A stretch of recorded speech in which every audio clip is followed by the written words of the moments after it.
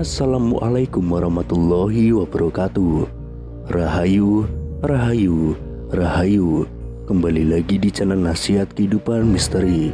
Pada video kali ini kami akan membahas tentang misteri ramalan Nyi Roro Kidul.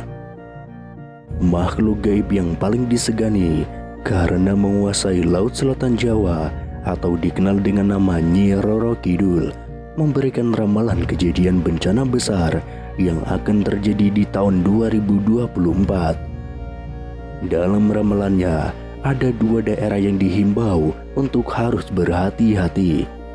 Seperti yang umum diketahui, Indonesia merupakan negara maritim terbesar di dunia. Sebagai negara bahari, mitos dan kepercayaan tentang penguasa lautan di Nusantara masih tertanam dan menjamur dalam keseharian masyarakat Indonesia. Lantas seperti apa sejatinya mitos mengenai penguasa Laut Selatan Nusantara yang telah tersebar di masyarakat luas ini? Lalu apa saja kabar terkait dengan bencana akhir tahun hingga awal tahun di Indonesia?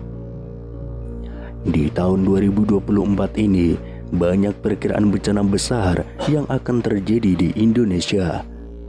Ramalan-ramalan muncul dari beberapa peramal yang sudah terkenal di media sosial.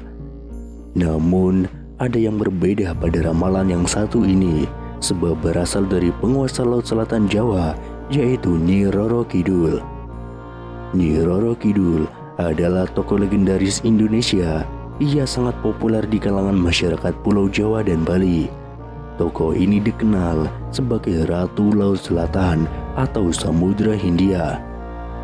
Sebelum kita akan memasuki pembahasan mengenai peristiwa yang terekam dalam sebuah video di media sosial Facebook yang telah ramai menjadi perbincangan. Pasalnya, ada sebuah festival atau upacara adat yang dilakukan di sekitar pantai selatan. Dalam upacara tersebut, ada seorang wanita yang berpakaian layaknya tokoh penunggu laut pantai selatan Jawa atau Nyi Roro Kidul. Sebelum acara tersebut selesai, ada peristiwa yang cukup menarik. Wanita yang berpakaian serba hijau tersebut tiba-tiba dirasuki oleh roh yang mengaku bahwa dirinya adalah penunggu dan penjaga Laut Selatan Jawa. Wanita tersebut dalam keadaan tidak sadar dan diangkat oleh beberapa laki-laki di belakangnya. Pada saat itu terjadi, ia sempat berujar mengenai bencana yang akan terjadi di tahun 2024. Di dalam ramalannya, sosok tersebut atau wanita itu menyebutkan bahwa di tahun 2024 akan ada banyak bencana yang melanda Nusantara, khususnya bencana alam akan silih berganti, mulai dari gempa bumi hingga gunung-gunung yang akan meletus. Berhati-hatilah pada tahun 2022 sampai tahun 2025 akan ada gejolak besar di sebelah selatan Gunung Kendeng akan hancur, ujar sosok wanita yang katanya dirasuki sosok Ratu Pantai Selatan atau Nyi Roro Kidul. Seperti yang kita semua ketahui, Pegunungan Kendeng adalah pegunungan kapur yang membentang di bagian utara Pulau Jawa. Pegunungan Kendeng mencakup dua provinsi, yaitu Provinsi Jawa Tengah dan Provinsi Jawa Timur, serta termasuk beberapa kabupaten. Hancurnya sebelah selatan dari Pegunungan Kendeng tersebut, menurut penuturannya, diakibatkan oleh ulah manusia itu sendiri. Ia juga memperingatkan kepada manusia bahwa bumi semakin tua dan juga semakin bergetar karena umurnya. Memang kita tidak bisa mempercayai penuh atas ramalan-ramalan yang beredar di dalam masyarakat ini. Akan tetapi kita harus waspada setiap saat untuk menanggulangi bencana-bencana yang tidak bisa diprediksi oleh kecanggihan teknologi manusia. Selain itu, Nyi Roro Kidul juga memberikan pesan yang menyeramkan untuk umat manusia. Berhati-hatilah di tahun 2024. Pesan tersebut disampaikan oleh Nyi Roro Kidul saat warga mengadakan upacara larung sesaji. larung sesaji adalah upacara persembahan sebagai rasa syukur warga akan hasil panen dan tangkapan ikan yang melimpah. Tradisi larung sesaji telah lama dilakukan secara turun-temurun di bibir pantai Geliat di sebuah gunung kapur di desa setempat. Belasan kepala kambing, lembu, dan kerbau dipersembahkan dalam upacara larung sesaji. Setelah kepala kambing, kerbau, dan lembu tersebut dilemparkan ke laut, kemudian ada mediator yang kesurupan Nyi Roro Kidul. Saat mediator kesurupan Nyi Roro Kidul itulah kemudian memberikan wejangan kepada masyarakat. Berikut adalah pesan yang disampaikan Nyi Roro Kidul melalui seorang mediator. Yang pertama, memintalah hanya kepada Allah. Jangan meminta kepadaku dan juga pengikutku, namun mintalah hanya kepada Allah.